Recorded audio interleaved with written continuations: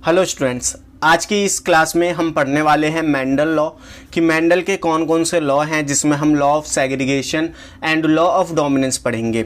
And इसके बाद हम एक छोटा सा और टॉपिक पढ़ेंगे जिसका नाम है पुनिट स्क्वायर, जो कि हमें आना चाहिए। वहाँ से क्वेश्चन तो वैसे कम पूछता है, लेकिन हमें पता होना चाहिए क्योंकि एनसीईआरटी में दिया हुआ है। अगर मैं बात करूं मेंडल्स के लॉ की, तो मेंडल्स लॉ में हम दो लॉ पढ़ते हैं। एक हम पढ़ते हैं law of segregation and second law हम जो पढ़ते हैं वो है लॉ ऑफ डोमिनेंस। अब अगर मैं इन लॉज की बात करूं, law of segregation and law of dominance की बात करूं, तो मेंडल ने देखो ये लॉज नहीं दिए थे। अब आप बोलोगे कि अगर मेंडल ने इनके लॉ नहीं दिए थे तो इनका नाम मेंडल्स लॉ क्यों है। देखो, मैंने आपको बताया था कि मेंडल ने जब एक्सपेरिमेंट करे और अपने पेपर्स पब्लिश करे 1965 में, तो सॉरी 1865 में, तो उस टाइम पे उनको ज़्यादा रिकग्नाइजेशन नहीं मिली, उनका काम ज़्यादा फेमस नहीं हुआ। और फिर 1900 में तीन साइंटिस्ट थे जिनका नाम था आपका Correns, Tschermak and Hugo de Vries. इन तीनों ने फिर क्या करा था, इंडिपेंडेंटली जो मेंडल का वर्क था उसको रीडिस्कवर करा था। ये चीज़ें मैंने आपको प्रीवियस क्लास में बताई थी। अब इन्हीं में से एक साइंटिस्ट थे जिनका नाम था क्या, जिनका नाम था कार्ल कॉरेंस। क्या नाम था? Karl Correns. कार्ल कॉरेंस ने क्या करा, जो भी मेंडल ने अपनी ऑब्जर्वेशन या कंक्लूजन्स दिए थे, मेंडल ने जो भी अपने कंक्लूजन या ऑब्जर्वेशन दिए थे, उन कंक्लूजन्स को जो कार्ल कॉरेंस साइंटिस्ट थे उन्होंने लॉज के रूप में डिफाइन करा। एंड क्योंकि उसके बारे में उन्हें मेंडल्स के कंक्लूजन से पता चला था, तो उन्होंने उसको मेंडल्स लॉ का नाम दिया। ठीक है, तो आई होप आपको अब ये क्लियर हो गया होगा कि मेंडल्स लॉ हम उन्हें क्यों कहते हैं। ऑल्दो इसको दिया कार्ल कॉरेंस ने था, एंड कार्ल कॉरेंस ने इसको कहाँ से दिया था, जो मेंडल्स के कंक्लूजन थे, उनके एक्सपेरिमेंट के जो कंक्लूजन थे, वहाँ से कार्ल कॉरेंस ने इन लॉज को बताया था। तो इसमें सबसे पहला हम लॉ पढ़ते हैं लॉ ऑफ सेग्रीगेशन। अगर मैं बात करूँ लॉ ऑफ सेग्रीगेशन की, तो लॉ ऑफ सेग्रीगेशन को कार्ल कॉरेंस ने मेंडल का फर्स्ट लॉ कहा था। देखिए, एनसीईआरटी में फर्स्ट लॉ आपका लॉ ऑफ डोमिनेंस दे रखा है, आप वही याद करो। लेकिन जब आप हायर क्लासेस में स्टडी करोगे या हायर बुक्स पढ़ोगे, तो उसमें ये लिखा हुआ है कि जो कॉरेंस थे, जिन्होंने मेंडल्स के कंक्लूजन को लॉ में कन्वर्ट करा था, उन्होंने लॉ ऑफ सेग्रीगेशन को ही मेंडल्स का फर्स्ट लॉ कहा था। इस लॉ को, लॉ ऑफ सेग्रीगेशन को हम law of purity of gametes भी कहते हैं। ऐसा क्यों कहते हैं, इसको हम थोड़ा आगे इस लॉ को पढ़ने के बाद समझेंगे। This law is based on the fact that alleles do not show any blending. ये जो लॉ है वो इस फैक्ट पे बेस होता है कि जो एलीलीज हैं, या कह सकते हो जो फैक्टर है मेंडल के टर्म्स में, वो आपस में ब्लेंडिंग शो नहीं करते, वो आपस में ब्लेंडिंग नहीं शो करते। ब्लेंडिंग मतलब जैसे वो अपना एक इंडिपेंडेंट एग्जिस्टेंस बनाए रखते हैं, वो दोनों आपस में मिक्स नहीं होते। जैसे एक दाल अलग चीज़ है, चावल अलग चीज़ है, वो मिक्स होकर खिचड़ी नहीं बनाते कि उसमें आप बाद में अलग अलग ना कर पाओ, वो अपनी इंडिपेंडेंसी को मेंटेन करके रखते हैं। अब हम आगे बढ़ते हैं और बात करते हैं लॉ ऑफ सेग्रीगेशन की, कि लॉ ऑफ सेग्रीगेशन स्टेट क्या करता है। According to law of segregation, during gamete formation by meiosis, the alleles of a pair segregate from each other so that a gamete carry only one allele of a character। अब इसका मतलब क्या है, इसका मतलब थोड़ा हम समझ लेते हैं एक एग्जाम्पल से। जैसे मान लीजिए आपका कोई पेरेंट है, ठीक है, ये आपका कोई पेरेंट है। अब इसके पास एलीली है कोई कैपिटल ए, ये दो एलीली हैं इसको हमने क्या बोला, इसको हमने बोला पेयर्स ऑफ एलीली। क्या बोला? पेयर्स ऑफ एलीली बोला। अब देखो, जब गैमेट फॉर्मेशन होता है तो सेल में क्या होती है, मियोसिस होती है। जिस सेल को गैमेट बनाने हैं उसमें क्या होती है, मियोसिस होती है। अब मियोसिस हुई तो यहाँ पे क्या होंगे, ये गैमेट बने। अब ये जो लॉ ऑफ सेग्रीगेशन है वो ये कहता है कि यहाँ पे ये जो एलीली एक दूसरे से अलग होंगी, सेपरेट होंगी, सेग्रीगेट होंगी, ये इस तरीके से होंगी कि हर एक गैमेट में सिर्फ एक एलीली जाए, सिर्फ क्या हो, एक एलीली जाए। इस तरीके से इनका सेग्रीगेशन होगा। अब ये तो देखो होमोजाइगस कंडीशन है। होमोजाइगस कंडीशन में देखो सारे गैमेट एक ही तरीके के बन रहे हैं क्योंकि सब में कैपिटल ए एल ली गई है। अब अगर मान लो हेट्रोजाइगस पेरेंट है, उस पर capital A small A allele है, ठीक है, यहाँ पे वो गैमेट बनाने के लिए क्या कर रहा है, मियोसिस कर रहा है, और यहाँ पे क्या हो रहे हैं, इसके गैमेट बन गए मियोसिस से।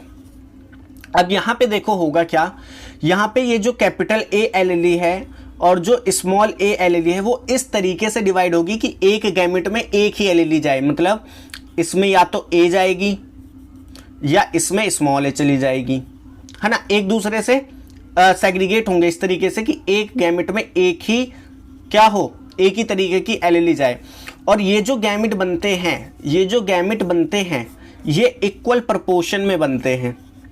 हेट्रोजाइगस कंडीशन की बात करूं तो हेट्रोजाइगस कंडीशन में ये इक्वल प्रोपोर्शन में बनते हैं। इक्वल प्रोपोर्शन का मतलब क्या है कि जैसे मान लो ये जो इंडिविजुअल है ये 500 गैमेट बना रहा है, ये क्या कर रहा है, 500 गैमेट बना रहा है, तो इन 500 गैमेट में से 250 गैमेट में कैपिटल ए एलएलई रहेगी और 250 में स्मॉल ए एलएलई रहेगी। मतलब कि जो कैपिटल ए एलएलई के गैमेट होंगे और जो स्मॉल ए एलएलई के गैमेट होंगे वो एक दूसरे से बराबर होंगे नंबर्स में। क्यों? क्योंकि ये लॉ ऑफ सेग्रीगेशन कहता है। लॉ ऑफ सेग्रीगेशन कहता है कि गैमेट फॉर्मेशन के दौरान एलएलई एक दूसरे से इस तरीके से अलग होंगी कि हर एक गैमेट में क्या जाए, एक एलएलई जाए, है ना। और ये चीज़ भी मैंने आपको बता दी कि अगर होमोजाइगस पेरेंट है, अगर होमोजाइगस पेरेंट है तो 100% क्या होंगे, सेम गैमेट बनेंगे। जैसा कि आप यहां देख सकते हो सब में कैपिटल ए क्या है, एलएलई है। लेकिन अगर हेट्रोजाइगस पेरेंट है, पेरेंट कैसा है, हेट्रोजाइगस, तो उसमें 50% गैमेट ऐसे बनेंगे जिसमें कैपिटल ए एलएलई होगी और 50% ऐसे गैमेट बनेंगे जिसमें स्मॉल ए एलएलई होगी। ये चीज़ बताता है हमको लॉ ऑफ सेग्रीगेशन। तो आई होप ये आपको समझ में आ गया हो। तो I hope law of segregation आपको समझ में आ गया हो। वही चीज़ देखिए यहाँ भी लिखी है, a homozygous parent produce similar gametes. उसके जो सिमिलर गैमेट्स का मतलब है 100% सारे गैमेट क्या होंगे, एक दूसरे के जैसे ही होंगे। वहीं अगर मैं बात करूं एक हेट्रोजाइगस पेरेंट की, तो हेट्रोजाइगस पेरेंट दो तरीके के गैमेट बनाता है और ये गैमेट इक्वल प्रोपोर्शन में होते हैं, यानी 50-50% होते हैं। अब हम बात करते हैं लॉ ऑफ डोमिनेंस की, कि लॉ ऑफ डोमिनेंस हमें क्या बताता है। एक्चुअल में ये जो लॉ था या कह सकते हो लॉ ऑफ डोमिनेंस था, इसमें इन्होंने कुछ खास बात नहीं बताई। जो चीज़ मेंडल ने फैक्टर्स के बारे में बताई थी उसी को जो कार्ल कॉरेंस थे उन्होंने लॉ की फॉर्म में हमें एक्सप्लेन कर दिया ताकि हमें वो चीज़ें याद रहें। तो जो लॉ ऑफ डोमिनेंस है उसमें कुछ पोस्टुलेट्स हैं, जिसमें पहला पोस्टुलेट्स वो ये कहता है कि जो करेक्टर्स होते हैं, करेक्टर्स मतलब जैसे आप किसी प्लांट की हाइट ले रहे हो, ये एक करेक्टर है। आप किसी के फेस का कलर ले रहे हो, ये एक करेक्टर है। तो जो करेक्टर होते हैं वो डिस्क्रीट यूनिट के द्वारा कंट्रोल होते हैं एंड उन डिस्क्रीट यूनिट्स को हम फैक्टर कहते हैं। एंड ये जो फैक्टर टर्म था ये यूज़ करा था किसने, ये यूज़ करा था मेंडल ने। आज के टाइम पे हम इन फैक्टर्स को क्या बोलते हैं, एलएलई बोलते हैं। क्या बोलते हैं, एलएलई बोलते हैं। या कह सकते हो एलएलई ना लिख के हम कह सकते हैं हम इनको जीन बोलते हैं। जीन ज़्यादा एक एप्रोप्रिएट वर्ड रहेगा। हम क्या बोलते हैं, जीन बोलते हैं। जो कार्ल कॉरेंस थे उन्होंने सेकंड पोस्टुलेट दी कि जो फैक्टर्स हैं या कह सकते हो जो जीन्स हैं वो पेयर्स में होते हैं, एक दूसरे के पेयर्स में होते हैं। जैसे एक कैपिटल ए जीन है, स्मॉल ए जीन है, ये पेयर्स में होते हैं। एंड क्योंकि ये एक दूसरे से रिलेटेड है इसलिए इनको एक दूसरे की एलएलई कहा जाता है। तो ये क्या है, एक दूसरे के पेयर में है। इन अ डिसिमिलर पेयर ऑफ फैक्टर, अगर मान लो डिसिमिलर पेयर है, जैसे कि ये एक कैपिटल ए है एक स्मॉल ए है, तो ये क्या है, डिसिमिलर पेयर है। अगर सिमिलर पेयर की बात करते तो वो कैपिटल ए होता या स्मॉल ए होता, लेकिन यहाँ पे बोल रहा है डिसिमिलर पेयर ऑफ फैक्टर। तो अगर मैं बात करता हूँ डिसिमिलर पेयर ऑफ फैक्टर की, तो जब डिसिमिलर पेयर ऑफ फैक्टर होगा तो कोई एक ही फैक्टर ऐसा होगा या कोई एक एलएलई ऐसी होगी जो अपने आप को एक्सप्रेस कर पाएगी, और जो अपने आप को एक्सप्रेस कर पाएगा उसी को हम बोलेंगे डोमिनेंट, उसी को हम क्या बोलेंगे, डोमिनेंट एलीली। जैसे कि अगर यहाँ पे कैपिटल ए अपने कैरेक्टर को शो कर देगी तो हम बोलेंगे कि कैपिटल ए डोमिनेंट है, और अगर स्मॉल ए अपने कैरेक्टर को एक्सप्रेस कर पा रही है तो हम कहेंगे स्मॉल ए डोमिनेंट है। जैसे कि अगर मैं प्लांट की हाइट का एक कैरेक्टर लेता हूँ, प्लांट की हाइट का एक कैरेक्टर लेता हूँ, तो वहाँ पे आप देखोगे कि प्लांट टॉल हो सकता है या ड्वार्फ हो सकता है।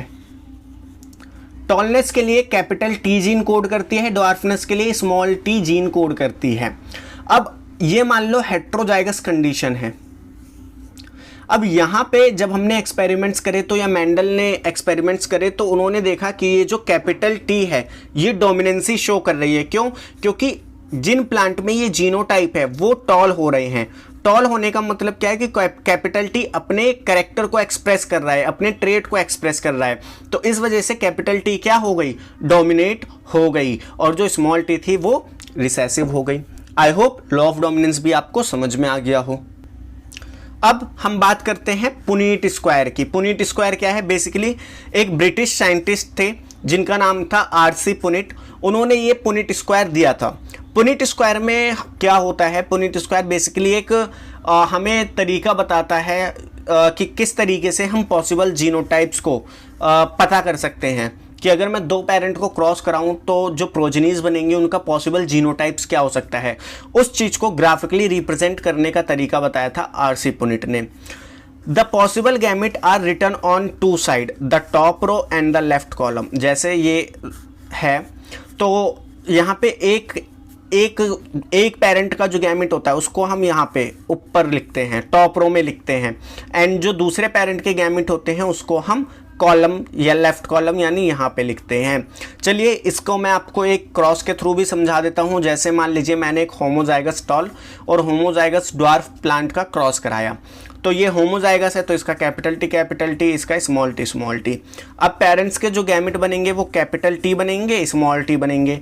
इनमें क्रॉसिंग हुई तो हमारा एक प्रोजेनी बनी जिसमें टॉलनेस का कैरेक्टर था। क्यों? क्योंकि कैपिटल टी डोमिनेट होता है। अब हमने इसमें करा दी सेल्फिंग। हमने इसमें क्या करा दी? सेल्फिंग। अब यहाँ पे लॉ ऑफ सेग्रीगेशन लगाओ। कैपिटल टी और स्मॉल टी जीन है तो 50% गैमेट में कैपिटल टी रहेगा, 50% गैमेट में स्मॉल टी रहेगा। इसी तरीके से क्योंकि इसी में सेल्फिंग हुई है तो जो दूसरा पेरेंट होगा वो यही होगा, तो वहाँ पे भी कैपिटल टी और स्मॉल टी गैमेट बनेंगे। तो वो हमने यहाँ पे लिख दिए। एक पेरेंट के गैमेट हमने ऊपर रो में लिख दिए, एक के हमने लेफ्ट कॉलम में लिख दिए। अब एक एक बॉक्स में जो भी उसके साथ है उसको लिख दो। जैसे कि इस बॉक्स के ऊपर कैपिटल टी है तो यहाँ लिख दिया, इस बॉक्स में कैपिटल टी स्मॉल टी है यहाँ लिख दिया, इस बॉक्स में कैपिटल टी स्मॉल टी है यहाँ लिख दिया, इस बॉक्स में स्मॉल टी है यहाँ लिख दिया। तो इससे क्या हुआ, हमें एक प्रोजेनी के पॉसिबल जीनोटाइप पता चल गए, और इस जीनोटाइप के पता चलने के बाद हमें फिनोटाइप भी पता चल गए। क्यों? क्योंकि यहाँ पे ये तीनों कैसे होंगे? टॉल होंगे, और ये एक क्या होगा? ड्वार्फ होगा। तो ये है पुनीट स्क्वायर। तो आई होप आज का ये जो टॉपिक्स थे आपको समझ में आए हों। अब हम मिलेंगे नेक्स्ट वीडियो में जिसमें हम डाई हाइब्रिड क्रॉस के बारे में पढ़ेंगे और लॉ ऑफ इंडिपेंडेंट असॉर्टमेंट पढ़ेंगे।